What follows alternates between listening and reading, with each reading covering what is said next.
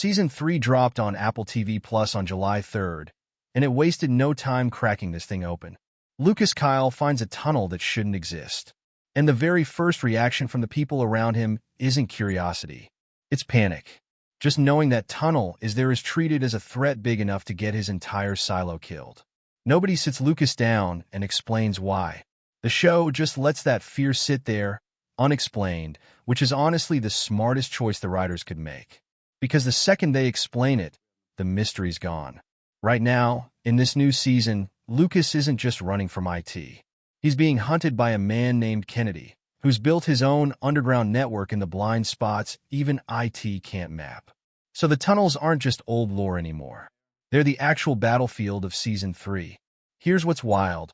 Across 300 years, only a handful of people in this world have ever confirmed finding one of these passages. An engineer named George Wilkins, a judge named Meadows, a silo resident named Quinn, and now Lucas. 2 ordinary residents, and 2 people who sat near the very top of the power structure, all stumbling onto the exact same secret decades apart. That's not a coincidence pattern. That's a system with a leak it can't fully plug. And Judge Meadows is the detail that should bother you most. She's murdered midway through Season 2. The show gives you an in-the-moment reason for that killing. But she is also, historically, one of only 4 people this entire story has ever confirmed found that tunnel. Maybe those 2 facts are unrelated. Maybe. But a system this obsessed with secrecy doesn't usually let coincidences like that slide. Now here's where it gets genuinely interesting, and where I want to bring in something the show has only hinted at, but the source material spells out directly. Silo is adapted from Hugh Howey's book trilogy, and Season 3 is drawing from the second book called Shift. That book fills in the backstory the show has been rationing out one clue at a time, including exactly why places like Silo 18 exist, who built them, and what those tunnels were for. The leading theory, and one the show's own production notes have been quietly pointing toward, is that these tunnels weren't sabotage. They weren't smuggling routes dug by desperate residents. They were infrastructure, built by the same planners who built the silos themselves, as a way to move resources or people between locations during a real catastrophe. Think about the math for a second. 51 silos is an enormous insurance policy against any single one of them failing. But an insurance policy only works if you can actually reach the thing you're insuring. A silo that loses power, floods, or falls in a civil war is useless to the wider network if nobody can get in or send help. So building a way to move between silos during an emergency isn't some conspiracy theorist fantasy. It's exactly what competent planners would build into a project this expensive. Which flips the entire question on its head. Total isolation might not have been the original plan at all. It might be something the system evolved into once the people running it learned exactly what connection actually makes possible. And what connection makes possible is where the books go further than anything the show has confirmed yet. So consider this the deep lore section, straight from Shift. There was a cluster of 11 silos, led by one designated Silo 40. And unlike every other uprising in this world, they didn't just fight their own system quietly from the inside. They coordinated with each other directly. They found a way to jam the termination signal that every silo runs on, the one that's supposed to be unstoppable. And they did it as a group across 11 separate populations who'd never met face to face. That is the actual line in the sand for this whole story. A single silo sabotaging its own kill switch is survivable for the people in charge. It costs them one silo, and the rest of the network stays intact and unaware. But 11 silos jamming that signal together proves something far more dangerous. It proves the system's ultimate weapon can be beaten outright, not just dodged by one lucky saboteur. So, what actually happened to Silo 40?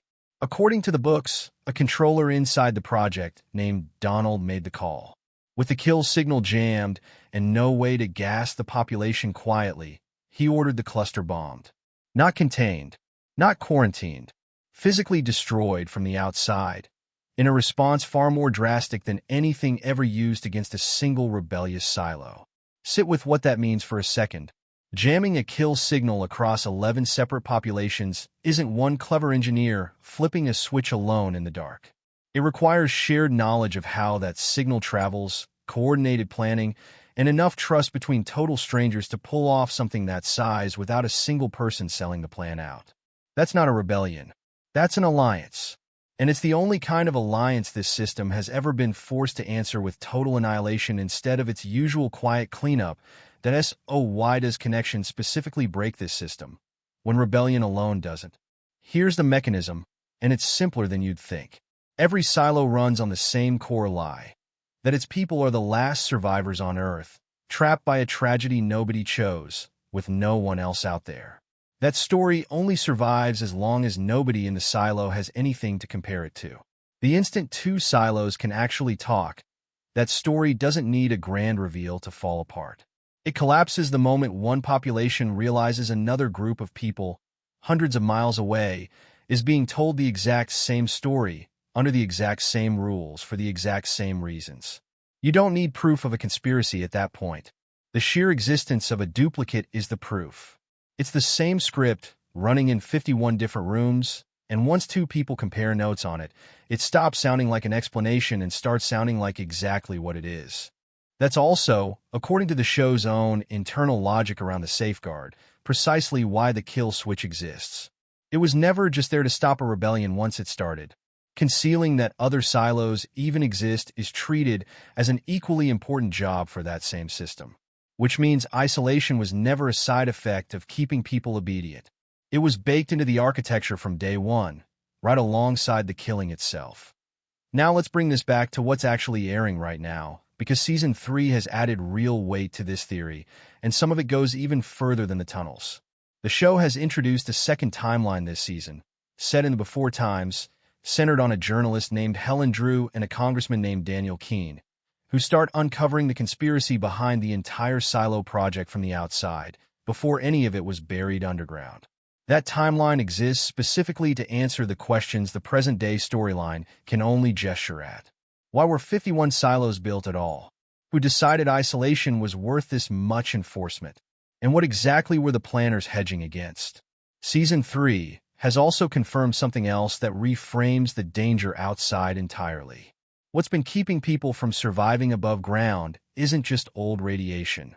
Recent episodes point toward engineered nanotechnology in the air itself, a swarm-based threat built to target anyone who steps outside the suits. If that holds up, it means the outside world isn't simply hostile by accident. It was made hostile on purpose by the same people who decided isolation had to be permanent. That's not a detail you'd expect a story about internal rebellion to need. It's a detail you'd expect from a story about making sure nobody outside a silo can ever meet anybody from another one. And then there's the twist the show dropped a few episodes into this season. Bernard Holland, the man who ran Silo 18's IT department and enforced its most brutal secrets, was never actually killed the way everyone believed. He's been hidden away, badly injured, protected by the very people who claimed he was gone. In a story this obsessed with who gets to know the truth and who doesn't, keeping your most dangerous keeper of secrets alive, but invisible fits the pattern perfectly. It's the same instinct that buried the tunnels instead of destroying them outright. This system doesn't eliminate its liabilities. It hides them because it might still need them later. Which brings up a question worth sitting with. If connection is this dangerous, why didn't whoever runs this system just destroy the tunnels completely the moment they realized what happened with Silo 40? They clearly had the ability. A project capable of building 51 underground cities and running them in total secrecy for 3 centuries could absolutely seal off a few passageways for good. But they didn't. The tunnels stay intact, hidden, not eliminated, which tells you the people in charge still see some use for them. A contingency they're not willing to give up completely, even knowing that someone like George Wilkins or Judge Meadows or now Lucas might eventually stumble onto the entrance by accident. That's the quiet admission buried in all of this. Total isolation has a cost, and even the system enforcing it isn't fully willing to pay that cost. It would rather live with the risk of another Lucas finding a doorway than lose the one option it might genuinely need if an entire silo starts failing at once. There's a real irony sitting underneath that decision, too. If the tunnels really were built for legitimate emergency use, then the planners' own foresight is what eventually handed their descendants the exact vulnerability that took down 11 silos in one strike. They built something durable enough to survive almost anything, except the one form of cooperation their own architecture made possible in the first place. One more thread worth pulling before we wrap this up. At one point, Bernard corrects the official count of silos from 50 to 51, without ever explaining where the extra one came from. That's not a throwaway line in a show this deliberate about its numbers. An unexplained 51st silo fits neatly into a story that's slowly revealing a hidden support network nobody's supposed to know about. Whether that extra silo turns out to be a hub for the tunnel system, a backup control center, or something the show hasn't even hinted at yet, it's exactly the kind of loose thread this series tends to pay off 2 seasons later. Keep it in the back of your mind, heading into whatever comes next. Here's where all of this actually lands. 2 silos meeting isn't dangerous because conversation itself is risky.